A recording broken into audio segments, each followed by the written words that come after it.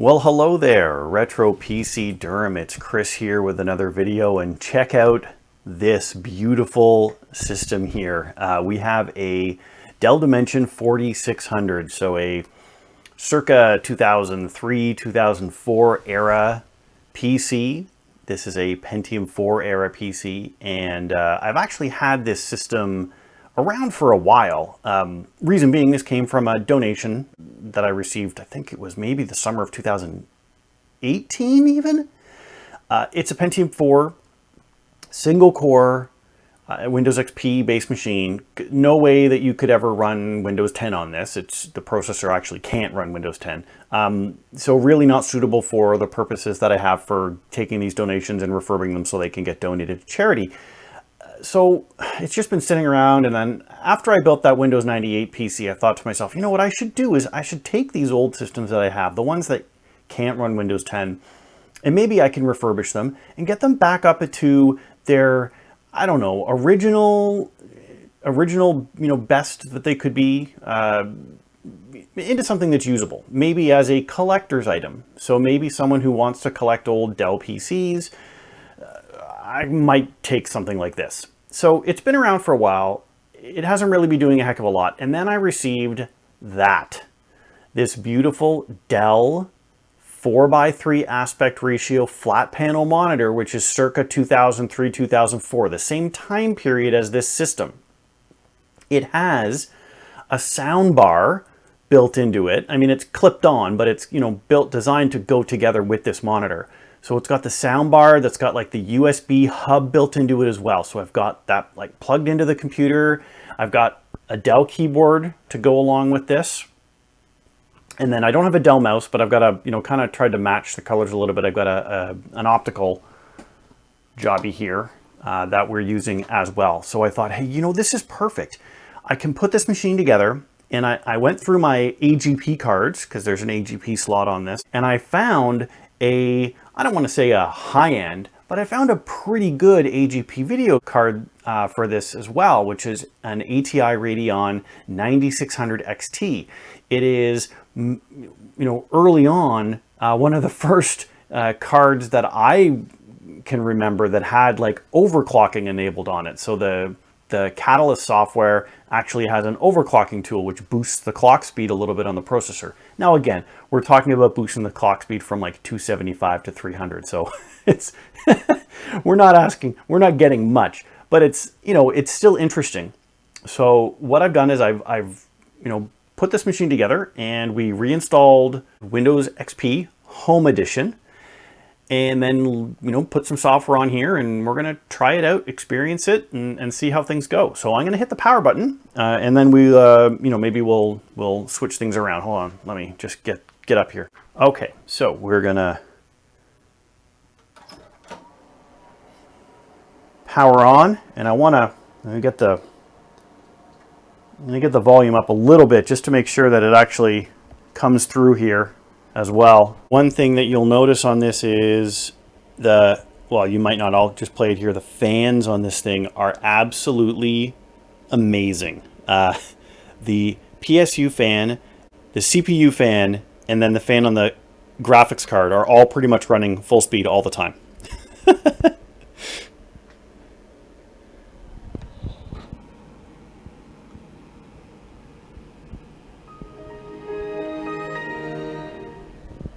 You hear that wonderful Windows sound, and then if I move around here,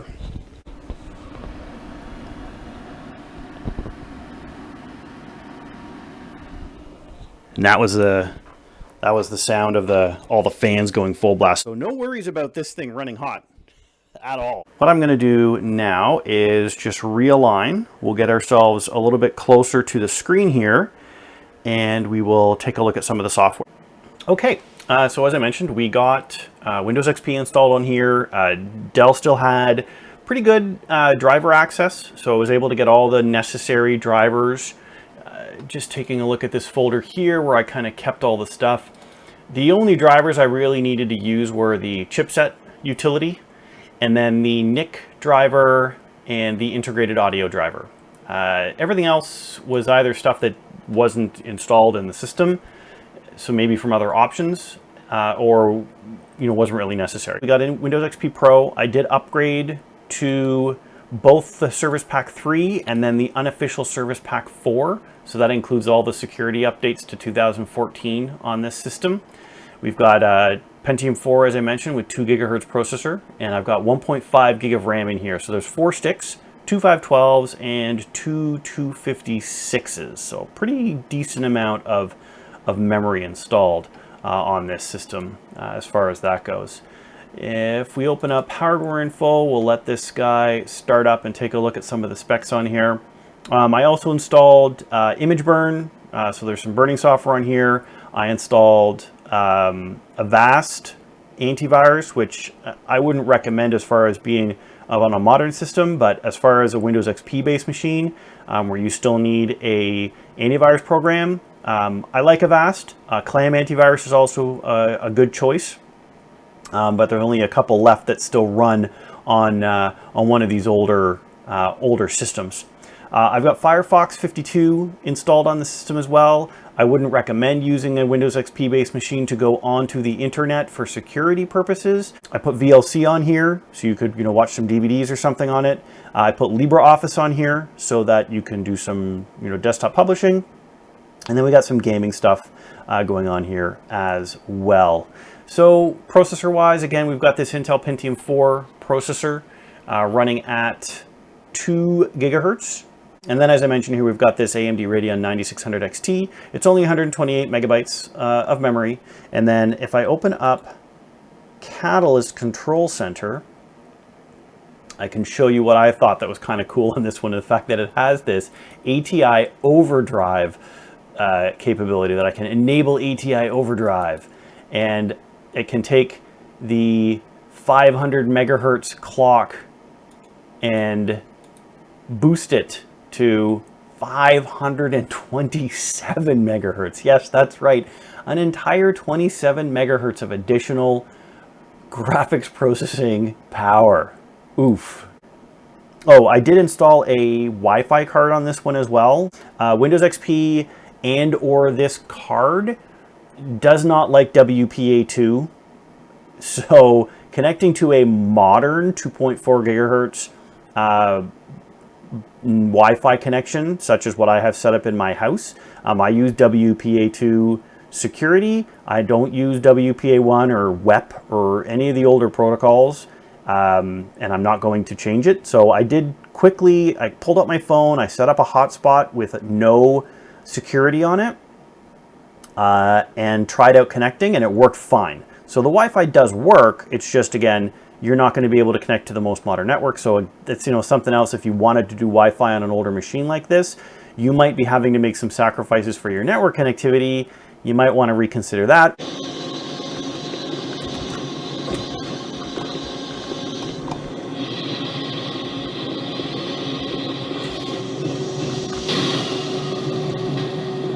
So as you can see, I mean, you're going to get some variance moving around depending on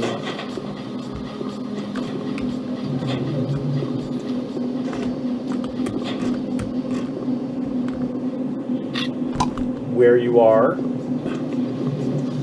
but overall it's not too bad. 20 to 30 FPS, as I mentioned here, at 1280 by 1024. If you lowered the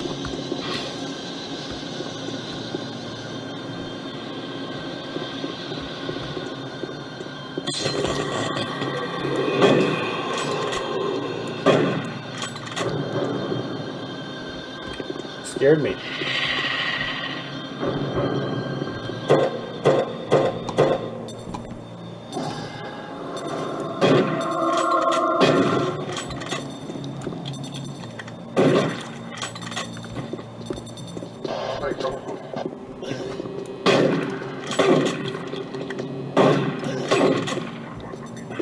I suck.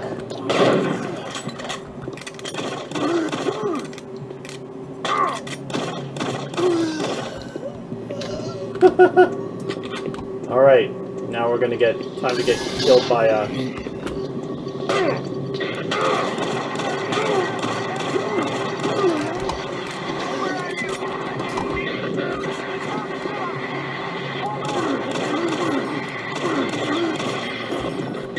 mean, we're going down into the teens.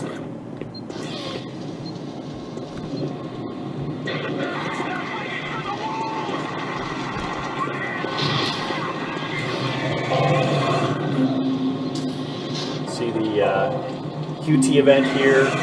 Again, 19 frames per second.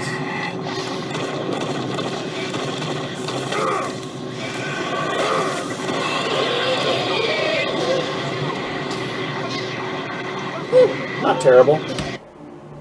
UT 2004, 1280 by 1024. We're at everything else is kind of at standard. So there's lots of things you can do on an older machine like this to help out with performance. You can turn shadows down to like none. That's going to help a lot. And yeah, so we're going to go ahead and hit some instant action. I'm going to throw the deathmatch on. And we will play. 5-minute warning. Play.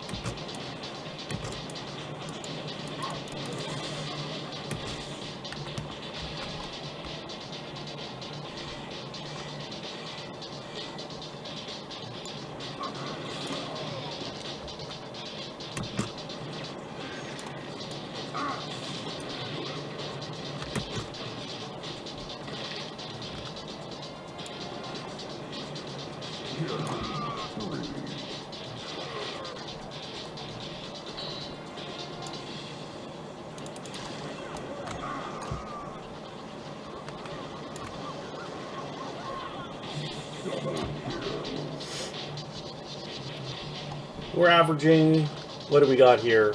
I mean, it's hopping around anywhere from 40 something to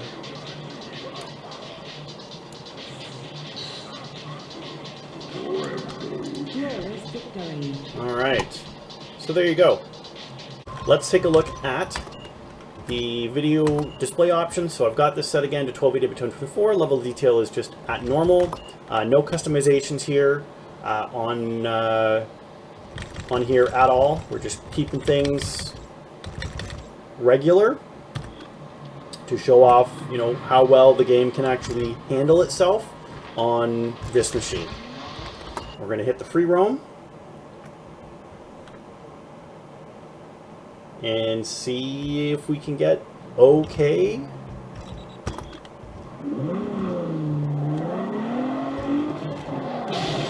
That's not a very good start. All right. So what I found was the general quality that we were maintaining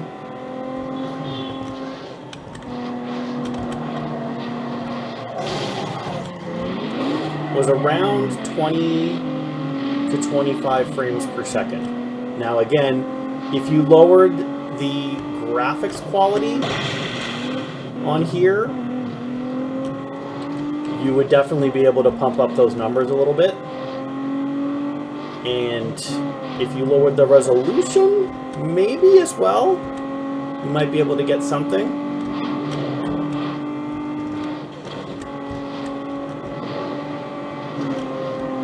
But as far as response and handling,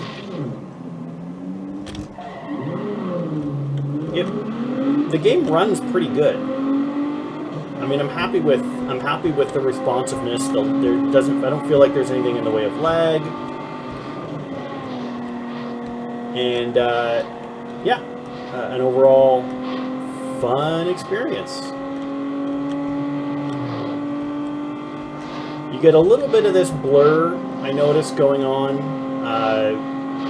It could be one of the graphics settings, but it also could be actually because of the poor performance.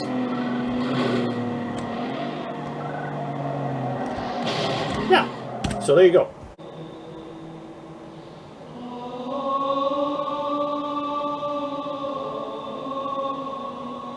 I mean,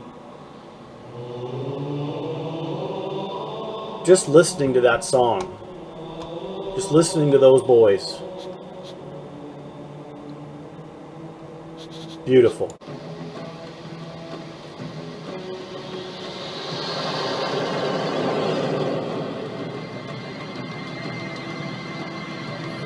The Covenant believe that what they call the silent cartographer is somewhere under this island.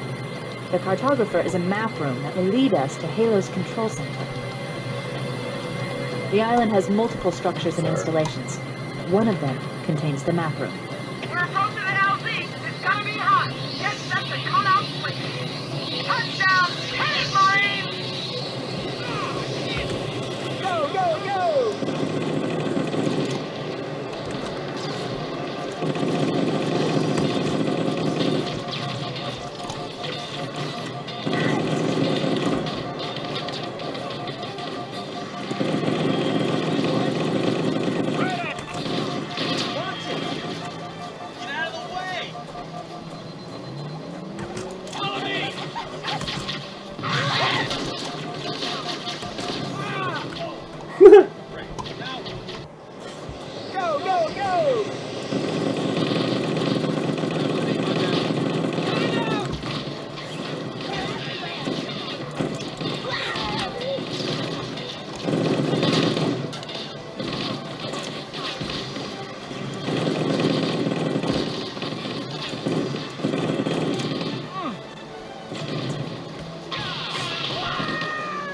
So we're looking at 20. Yeah, we're skipping.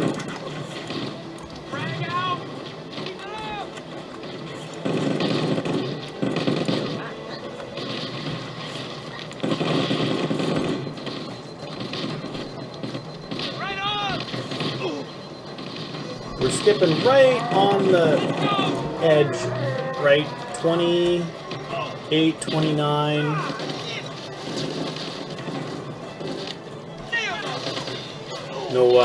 No grenades for me.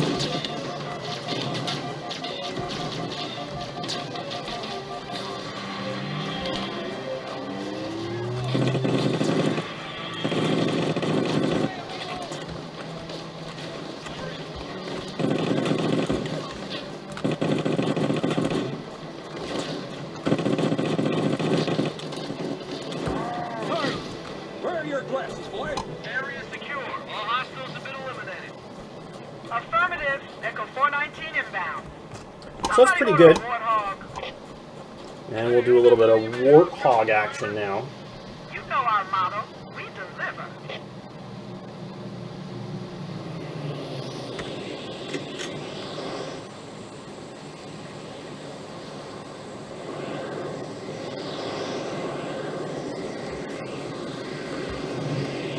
How amazing was this?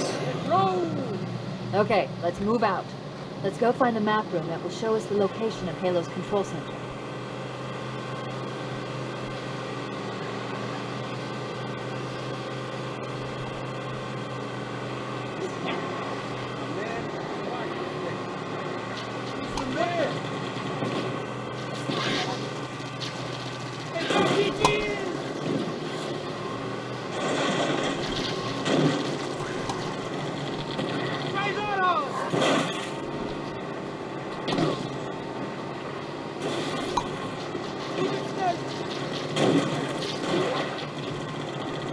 Who's your daddy? That's the way to do it.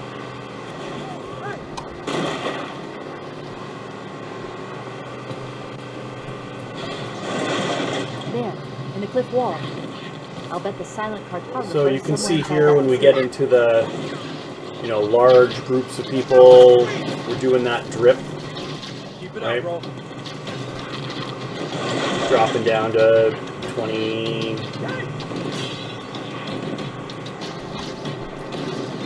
22, 23 frames per second there. Leave some for me.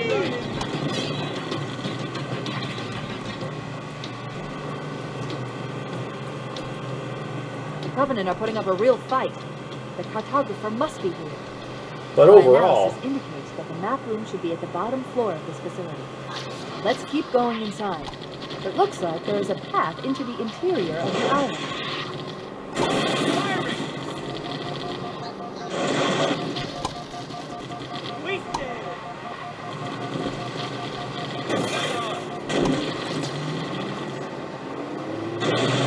not a bad, overall not a bad experience, I think, for you to be able to enjoy this. Again, lowering down a couple of the graphics levels. You could even bump that up even higher, but we were aiming for this 30 FPS lock rate on Halo 3 in particular, so pretty good. Okay, so that's it for showing off the software on the system. A couple other things I wanted to note. The Dell keyboard I had here, this got a full cleaning. It was really nasty things underneath the keys. So I completely disassembled this and gave it a wash and dried off and put it back together, and it's glorious, fresh and new and lovely. I'm not going to smell it, but it smells clean. Okay, I smelt it. I smelt it off camera. I'll admit it. So I guess the only thing left to do is let's power down and bust her open and take a look at some of the guts before we finish up. So the old Windows XP shutdown.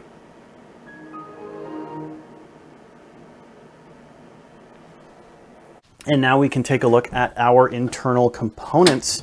The first thing when I got this machine, it had no hard drive, not an uncommon thing to have happen when I've got these machines getting donated, but it also didn't have anywhere where the drive cage would go, which I believe is normally somewhere in this back area here. So what I did do is I originally had a like full-size 3.5-inch drive kind of just sitting in the bottom here, and it really wasn't working out the way I wanted it to.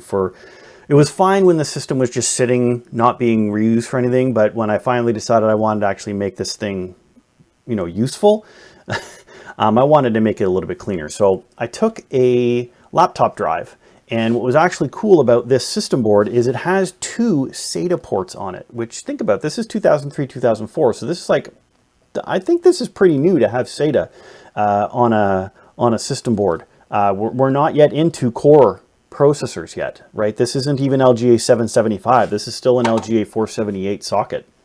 So two SATA ports. So I installed a SATA 60 gig hard drive on this, which is great. It runs really quiet, and it's mounted here on the front, so it's getting good intake from these massive fans that we've got going through the system here between the PSU/case fan here. The assembly is right here, where it's kind of got this green shield here. It pulls air off the processor. We've got the fan that's on the actual graphics card here, this ATI 9600 XT, and then the power supply fan. The graphics card did need a fair bit of cleaning. I had to take it apart. I put some, the little tiny dab of fresh paste on it. I cleaned the fan assembly and re-oiled the fan so that it would run without grinding noises coming out of it, which was important. And then, as I mentioned, I replaced both of the optical drives, and I think it had a single stick of like 256 when I got it, and of course it's all different memory that's on here installed now. So yeah, that's it. System's ready to go. No bad caps, thankfully. So that's the whole system. I hope you enjoyed this. If you previously had one of these models of Dell's, or maybe still do, go ahead and please comment down below on what you're using it for, and if you're still using it. And if you used to have one, don't have it anymore, hope this was an enjoyable trip down memory lane. As always, I do hope that in these strange and uncertain times, you are taking care of yourself, staying safe and staying healthy, and we will catch you in the next one.